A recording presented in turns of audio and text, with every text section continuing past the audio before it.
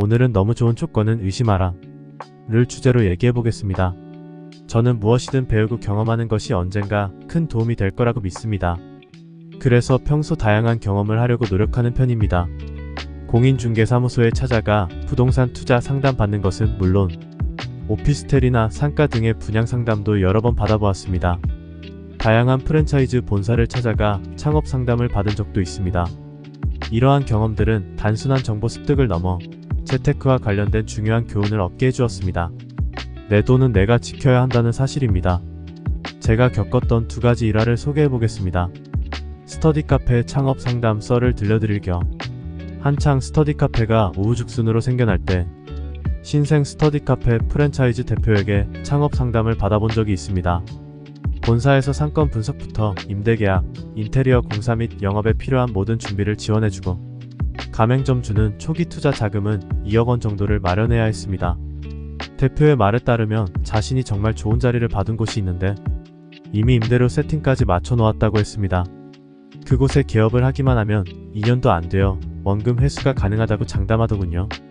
조금 미심쩍긴 했지만 신규 가맹점주 모집을 위해 예상 매출액을 조금 높게 말하는 것쯤이야 이해하자고 생각하며 넘어갔습니다. 특이했던 점은 로열티나 가맹 비용이 없다는 것이었습니다. 일정 기간 면제해주는 것이 아니라 향후 계속 없을 것이라고 장담을 하더군요. 그렇다면 프랜차이즈 본사는 어떤 이득을 얻는지 물어봤습니다. 대표는 본인은 이미 스터디 카페로 돈을 많이 벌어서 돈 욕심이 없으며 스터디 카페를 창업하려는 사람들에게 자신의 노하우를 알려주고 안정적인 창업 기회를 만들어주고 싶다고 말했습니다. 굉장히 미심쩍어서 재차 물어봤습니다. 그래도 프랜차이즈 본사가 운영이 되려면 수익 모델이 있어야 하지 않나요? 이에 대표는 스터디 카페 이용객 연령, 공부 목적, 공부 시간 등의 정보를 재가공해서 판매할 수도 있다며 빅데이터 AI 4차 산업혁명 등의 단어를 써가며 뜬구름 잡는 소리를 하기 시작했습니다. 열심히 들어봤지만 본사의 수익 모델이 도저히 이해가 가지 않았습니다. 스터디 카페 운영과 관련하여서도 다양한 질문을 했습니다. 대표님, 스터디 카페가 완전 무인 운영이 가능해서 다른 창업 아이템 대비 순수익이 높다고 하셨는데요. 정말 완전 무인이 가능한가요? 등록 상담, 청소, 비품 관리, 고객 응대 등을 하려면 그래도 사람이 필요하지 않나요? 그런 건 걱정 안 하셔도 돼요. 스터디 카페 이용하는 학생들하고 친해지면 돼요. 그게 무슨 말씀이세요? 며칠 보다 보면 학생 중에 리더 같은 애가 누구인지 보여요. 그 학생한테 스터디 카페 무료 이용권을 주고 가끔 용돈 좀 쥐어주면서 청소, 비품 관리, 사용 방법, 안내 같은 잡무를 시키면 돼요. 그럼 그 친구가 알아서 잘 관리합니다. 그러다가 노무 문제가 발생하는 경우는 없나요? 아유 학생들이라 그런 거 몰라요. 가끔 일 많다고 툴툴대면 커피 한 잔 사주면 돼요. 실제로 그렇게 운영하는 곳들도 있겠죠. 그래도 그렇게 운영을 하다가 노무 문제가 발생하면 책임을 져야 하는 것은 가맹점주인데 너무 무책임한 답변으로 느껴졌습니다. 이외에도 여러가지 질문을 했습니다.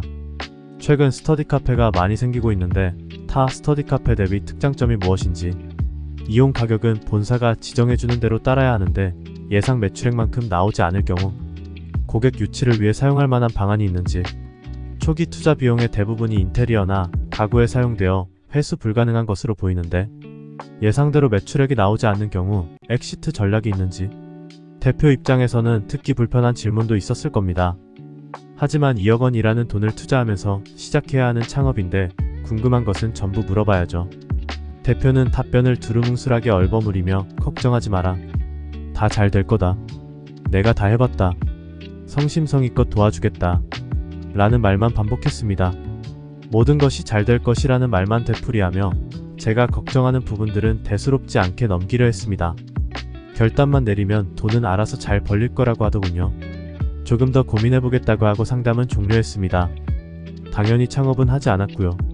이번엔 지식산업센터 분양상담 썰을 들려드릴 겸 언젠가부터 부동산 중개법인이라는 곳에서 꾸준히 좋은 토지가 있다, 좋은 분양 기회가 있다, 좋은 투자처가 있다며 문자가 왔습니다. 경험삼아 상담이나 받아보자는 생각으로 지식산업센터 분양상담을 받아본 적이 있습니다. 지식산업센터의 물건은 크게 공장, 업무 지원시설, 근린생활시설 용도로 구분할 수 있습니다. 공장에는 입주 가능한 업종이 제한되어 있어 제조업, 지식산업 관련업, 정보통신산업, 광고대행업 등만 입주가 가능합니다. 업무 지원 시설에는 업종 제한이 거의 없어 다양한 회사 사무실 등이 입주를 합니다. 근린 생활 시설은 상업 시설이라고 생각하면 되고 음식점, 소매점 등이 입주를 합니다. 상담사분과 처음 만나서 인사를 나눌 때 분명 제가 직장인이라고 말씀을 드렸기 때문에 저에게 근린 생활 시설 물건을 추천해 줄 것이라 예상했습니다. 그런데 상담사분이 제게 추천해 준 물건은 용도가 공장으로 되어 있는 소형 라이브 오피스로 분양가는 1.5억 원 정도였습니다. 주변에 대기업이 있어서 임대 수요가 굉장히 많으니 얼른 계약해서 좋은 호수를 선점하면 좋을 거라고 하더군요. 라이브 오피스 임대요? 네. 그런데 대기업 인근에 위치해 있으면 어떤 장점이 있나요? 대기업 직원들이 오피스텔처럼 주거로 이용하는 경우가 많죠. 그냥 오피스텔이라고 보시면 돼요. 월세도 꾸준히 나오고 나중에 시세 차익도 노릴 수 있는 정말 좋은 물건이에요. 라이브 오피스라고 해도 지식산업센터 사무실인데 주거로 이용해도 되나요? 사무실이라고는 해도 주거가 가능하도록 편의시설이 다 갖춰져서 나오니까 주거용으로 충분히 사용이 가능해요. 그래서 라이브 오피스라고 하는 거죠. 주거용으로도 업무용으로도 동시에 사용 가능하니까. 그래도 사업자만 입주 가능한 거 아닌가요? 선생님께서 일단 사업자 아무거나 내고 분양받으시면 돼요. 그리고 나중에 사업자 등록증에 임대업을 추가해서 세입자한테 임대 주는 거죠. 그러면 세입자가 오피스텔처럼 사용하는 거예요. 요즘엔 다 그렇게 해요. 그럼 세입자분이 전입신고가 안 되지 않나요? 네. 전입신고는 안 해도 돼요. 요즘 젊은 사람들은 전입신고 같은 거 잘 신경 안 써요. 나와서 혼자 살아도 주소는 부모님 집으로 해놓는 경우도 많아요. 여러모로 이해가 안 갔습니다. 요즘엔 다 그렇게 한다는 게 진짜인지는 모르겠지만 모두가 그렇게 한다고 해서 불법이 합법이 되는 건 아니니까요. 허위로 사업자 등록을 하고 분양을 받는 것도 그렇고 심지어 주거용도로 임대를 하는 건 불법적인 요소가 너무 많아 보였습니다. 상담사분은 찜찜해하는 제 표정을 눈치채고는 바로 말을 이어갔습니다. 그게 불편하시면 사업자에게 임대를 줘서 사무실로 사용하게 해도 돼요. 오기 전에 확인해보니까 인근 지식산업센터 사무실에 공실이 꽤 많던데 앞으로 사무실 임대 수요가 많아질까요? 공실이 있다고요? 그거 다 공인중개사무소에서 미끼로 올린 허위 매물이에요. 제가 매일 확인하고 있는데 이 주변 지식산업센터에는 공실이 없어요. 사무실 없어서 못 구해요. 그래요? 소형 평수 사무실을 사용하는 개인 사업자가 그렇게 많나요? 바로 옆에 대기업이 있잖아요.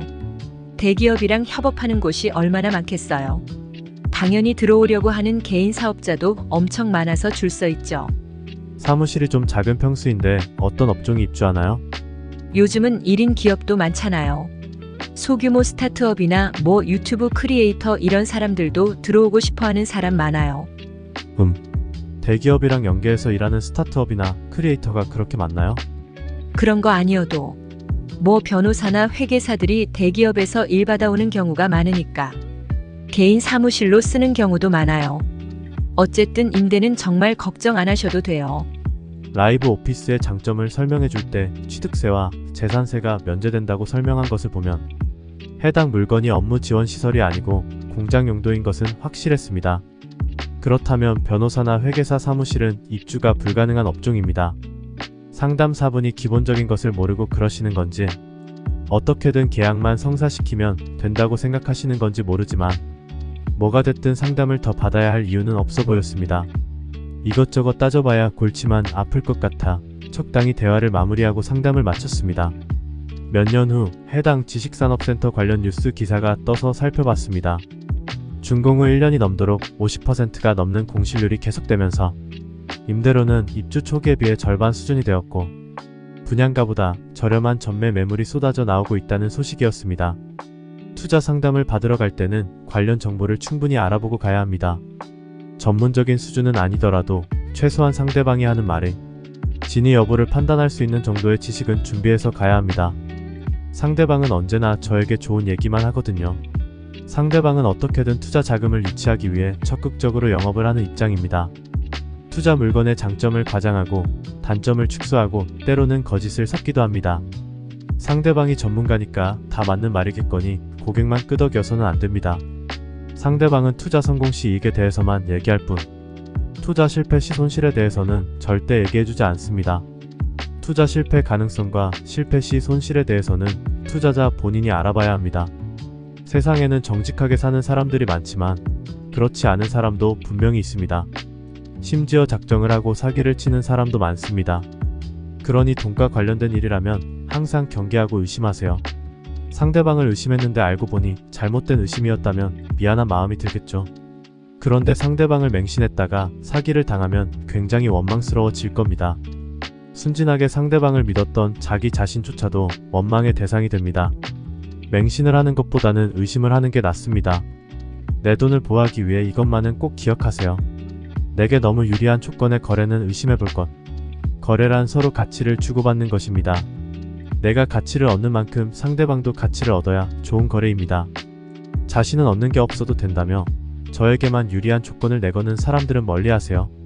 희박한 확률로 선한 의도를 가진 좋은 사람일 수도 있겠지만 대부분은 사기일 가능성이 높습니다.